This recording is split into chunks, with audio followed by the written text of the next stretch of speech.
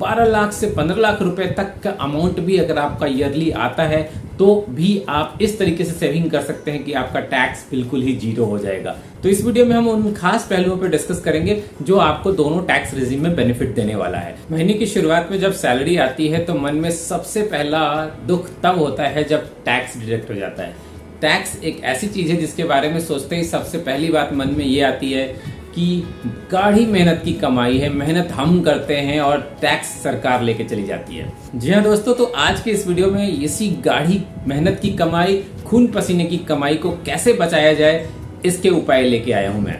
इस वीडियो में पहले हम डिस्कस करेंगे ओल्ड और न्यू रिजीम के टैक्स स्लैब के बारे में और फिर डिस्कस करेंगे कि आप वो कौन सी चीजें हैं जहां पे इन्वेस्ट करके या फिर जहां पे पैसा लगा के आप अपने टैक्स अधिकतम बचा सकते हैं।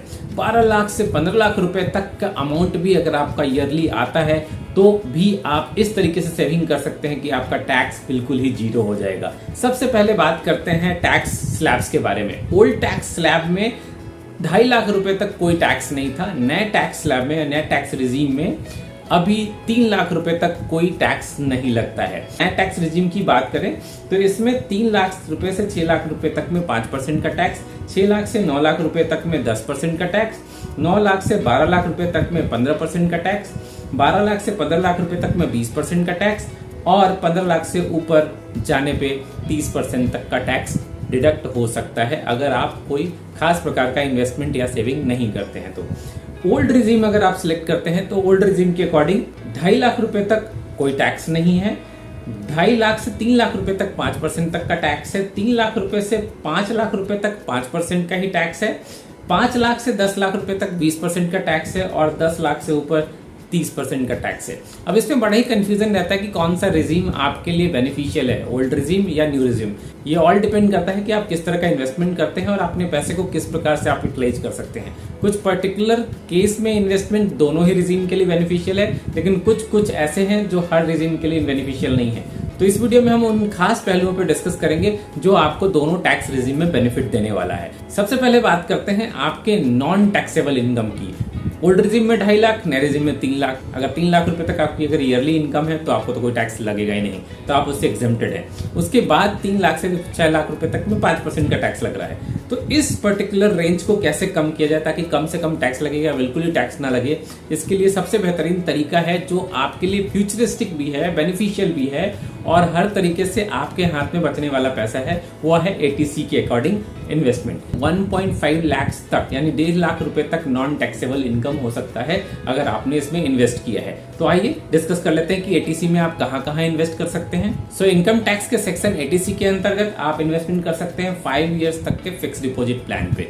कोई भी फिक्स डिपॉजिट लेते हैं जो कि 5 साल तक का लेते हैं तो उस पे जो आप पैसा लगाएंगे वो आपका नॉन टैक्सेबल हो जाएगा, यानी कि टैक्स फ्री इनकम हो जाएगा। इसी तरीके से लॉन्ग टर्म का कोई भी इन्वेस्टमेंट जो 5 साल या उससे ऊपर का है तो उस पर ऊपर टैक्स नहीं लगता है।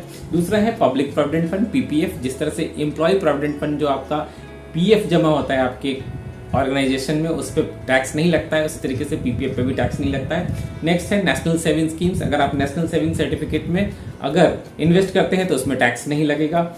नेशनल पेंशन स्कीम्स पे भी अगर आप इन्वेस्ट करते हैं तो टैक्स नहीं लगेगा। यूनिट लिंक्ड अगर आप यूलिप लेते हैं जिसका प्लान जो है इंश्योरेंस प्लान साथ में अगर अटैच्ड होता है तो ये आपका एटीसी के अंतर्गत टैक्सेबल इनकम से बाहर हो जाता है। सुकन्या समृद्धि योजना, अगर आपके घर में कोई कन्या है, कोई बच्ची है, उसके नाम से अगर आप इन्वेस्ट करते हैं तो सुकन्या समृद्धि योजना भी एटीसी के अंतर्गत नॉन टैक्सेबल हो जाता है। और सीनियर सिटीजन सेविंग स्कीम्स अगर आप लेते हैं तो ये भी एटीसी के अंतर्गत आप नॉन टैक्सेबल इनकम में शो कर सकते हैं। अब नेक्स्ट बात करते हैं एटीडी की, जिसमें आपका हेल्थ इंश्योरेंसेज आते हैं। सबसे पहला है मेडिकल इंश्योरेंस। अगर आप अपने लिए सेल्फ के लिए या अपनी फैमिली के लिए लेते हैं तो उसमें 25,000 रुपए तक माफ हो जाता है। अगर सीनियर सिटीजन के लिए लेते हैं तो 50,000 रुपए तक आपका नॉन टैक्सेबल इनकम में आ जाता है। मेडिकल इंश्योरेंस अगर आपने पेरेंट के लिए अलग से लिया है तो ऑफकोर्स सेम कंडीशन है। अगर उनकी एज सीनियर सिटीजन से नीचे वाले ब्रैकेट में आती है 25,000 रुपीज तक, अगर सीनियर सिटीजन के ऊपर आती है तो 50,000 रुपए तक। ध्यान रखिए सेल्फ एंड फैमिली अलग कैटेगरी है, पेरेंट एक अलग कैटेगरी है।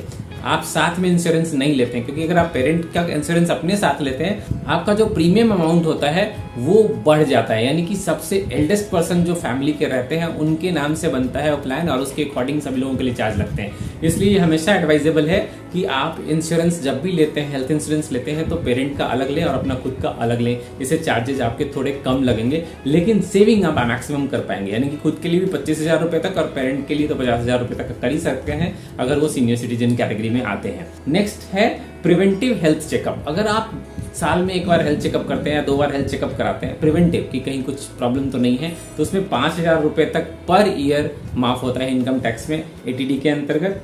और एक और इम्पॉर्टेंट है वो है medical expenditure incurred for your parent. अगर आपने अपने पेरेंट के लिए कोई मेडिकल एक्सपेंडिचर किया है और उनका कोई इंश्योरेंस नहीं है तो 50,000 रुपए तक आपके इनकम टैक्स स्लैब में अलग हो जाता है, यानी कि 50,000 रुपए तक नॉन टैक्सेबल इनकम हो जाता है अगर आप शो कर सकते हैं। तो आगे बढ़ने से पहले एक बार कैलकुलेट करके आपको बताता हूं कि अभी तक अगर आपने बचाने की कोशिश की होगी तो 80C में आप 1.5 लाख रुपए तक बचा सकते हैं। अगर आपने कोई एनपीएस या नेशनल सेविंग स्कीम्स ले ली है तो उसमें आप एडिशनल 50,000 रुपए तक का बचा सकते हैं, यानी कि 2 लाख रुपए यहाँ तक हो गए। तो इसके अलावा अगर आपने हेल्थ इंश्योरेंस ले रखा है और उसका बेनिफिट अगर आप लेते हैं 50,000 रुपए तक आप वहां बचा सकते हैं। तो इस तरीके से 2.5 लाख रुपए यहाँ तक बच गए। अब आगे बढ़ते हैं कि किस प्रकार से और आप पैसे बचा सकते हैं इनकम टैक्स में।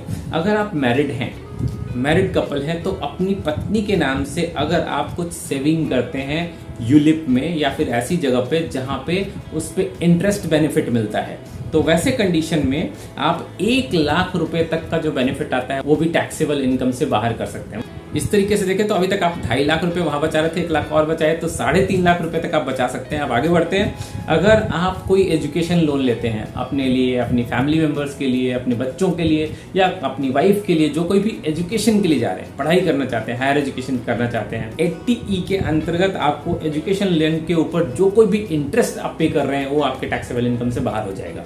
अगर ये भी 50,000 से 1 लाख रुपए के लमसम हो गया तो मोटा मोटा आप यहाँ तक 5 लाख रुपए तक आप अपने टैक्सेबल इनकम से बाहर कर सकते हैं। नेक्स्ट कैटेगरी है होम लोन की। आज डेट में होम लोन बहुत ही कॉमन है, चाहे आप अपने होम टाउन में घर बनाना चाहते हो, घर ले रहे हो, खरीद रहे हो, या फिर आप जहाँ काम करते हैं वहां पे घर ले रहे हैं। अगर आपने कोई होम लोन ले रखा है तो उस पर पे किया जाने वाला 100% इंटरेस्ट आपके टैक्सेबल इनकम से बाहर हो जाता है। अगर आपने कोई होम लोन ले रखा है तो भी, नहीं ले रखा है तो आप प्लान कर सकते हैं ताकि आप अधिक से अधिक पैसे वहां बचा सके, क्योंकि ये एक ऐसा पैसा है जो आपके घर में इन्वेस्ट होगा, वो आपका टैक्सेबल इनकम के बाहर चला जाएगा।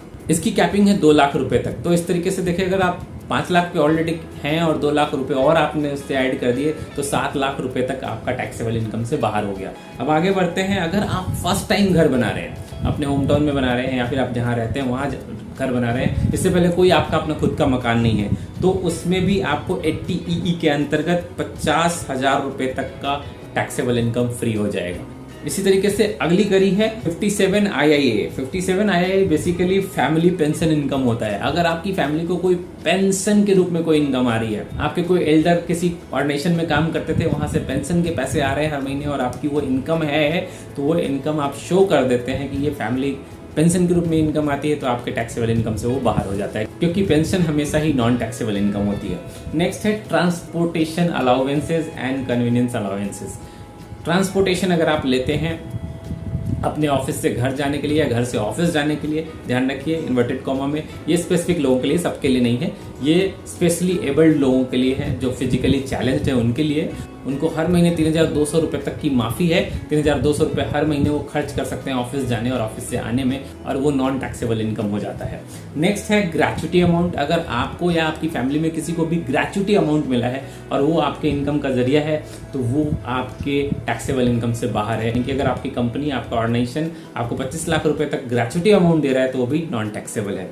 एंड नेक्स्ट इंपॉर्टेंट लास्ट में, जैसा कि मैं पहले शुरू में ही बता चुका हूँ, medical insurances and medical expenditures. इसका ध्यान रखिएगा, ये बेहतरीन पैसा बचाने का तरीका है। अगर आपका कोई मेडिकल एक्सपेंडिचर है, इसमें 50,000 रुपए तक बच सकते हैं, और अगर आपने कोई मेडिकल इंश्योरेंस ले रखा है तो उसमें 25,000 रुपए आपकी और आपकी फैमिली के लिए और आपके पेरेंट के लिए 50,000 रुपए तक आप बचत वहां पे कर सकते हैं। And last but not the least, अगर कोई आपने मेडिकल एक्सपेंडिचर अलग से कर लिया है, जिसके लिए कोई इंश्योरेंस आपने नहीं ले रखा था, तो वो भी आपके नॉन टैक्सेबल इनकम में आता है अप टू 50,000 रुपीज। तो इस तरीके से आप देखें तो 10 से 12 लाख तो इजिली आप अपने इनकम से नॉन टैक्सेबल में मूव कर सकते हैं, और 3 लाख रुपए तो ऐसे ही नॉन टैक्सेबल होते हैं। तो अगर 10 से 12 लाख रुपए ये और 3 लाख रुपए अगर आपने पहले से ही नॉन टैक्सेबल इनकम जोन में है, तो टोटल 15 लाख रुपए तक आप इजिली नॉन टैक्सेबल बना सकते हैं। टेक्निक है, इतना आसान नहीं जितने आसान तरीके से मैंने 10 से 12 मिनट की इस वीडियो में आपको बता दिया, मगर इतना तो तय है, अगर आप एक एक्सपर्ट की एडवाइस लेते हैं जो आपको इनकम टैक्स में हेल्प कर सकते हैं, जो इनकम टैक्स लॉ के ज्ञाता हैं और आपको पेपर भरने में हेल्प कर सकते हैं, कोई ऐसी ऑर्गेनाइजेशन है, सीए फर्म है जो आपको इनकम टैक्स में हेल्प कर सकती है, तो निश्चिंत रहिए, इतना पैसा तो बचा ही सकते हैं, यानी इतना सारा इनकम आपका नॉन टैक्सेबल हो सकता है। मुझे पता है ये वीडियो आपको जरूर उत्साहित करेगी, क्योंकि ये है ही कमाल का वीडियो। ऑलरेडी अगर पिछले साल का आईटीआर फाइल कर चुके हैं, कोई बात नहीं किया है तो ये बेनिफिट्स के तरीके से आप आईटीआर फाइल करके पिछले साल के पैसे भी वापस ले सकते हैं, और अगर ऑलरेडी कर चुके हैं तो कोई बात नहीं, कम से कम इस साल के पैसे तो बचाएंगे, क्योंकि आपकी गाढ़ी मेहनत की कमाई है, खून पसीने की कमाई है, और इस कमाई को बचाना आपका परम सिद्ध अधिकार है। अगर आपको ये वीडियो पसंद आए हो तो प्लीज इसे लाइक कीजिएगा, इससे मुझे खुशी मिलती है। अगर मेरे चैनल पे पहली बार आए हैं तो प्लीज सब्सक्राइब कीजिए, इससे मुझे प्रोत्साहन मिलता है, और इस वीडियो को कम से कम एक ऐसे व्यक्ति के साथ शेयर कीजिए जिनके बारे में आपको सोच के लगता है कि ये वीडियो उनको हेल्प कर सकता है इनकम टैक्स बचाने में। मिलता हूं ऐसे ही बेहतरीन वीडियो में एक बार फिर से, तब तक के लिए आपको नमस्कार, जय हिंद, वंदे मातरम।